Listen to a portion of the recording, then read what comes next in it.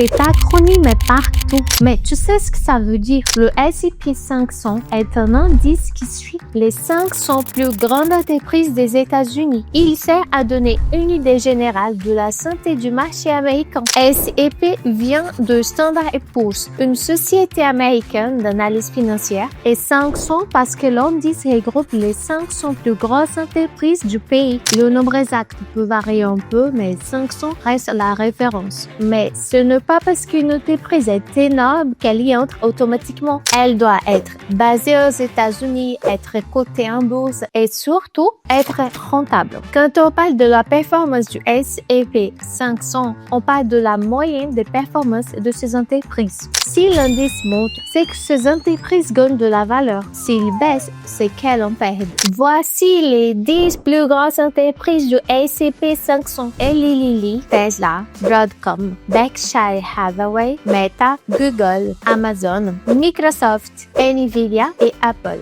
À elles seules, elles représentent presque 30% de l'indice. Tu en connais sûrement plusieurs et c'est ce qui rend cet indice si important. Ces entreprises ne dominent pas seulement le marché américain, elles influencent l'économie mondiale. Quand le S&P 500 monte, ça signifie croissance, emploi, innovation. Quand il baisse, ça peut signaler une crise et impacter les marchés d'autres pays. Parmi les 10 plus grandes entreprises du S&P 500 que je viens de citer, lesquelles utilises-tu les plus au quotidien et lesquelles est ta préférée? Dis-moi.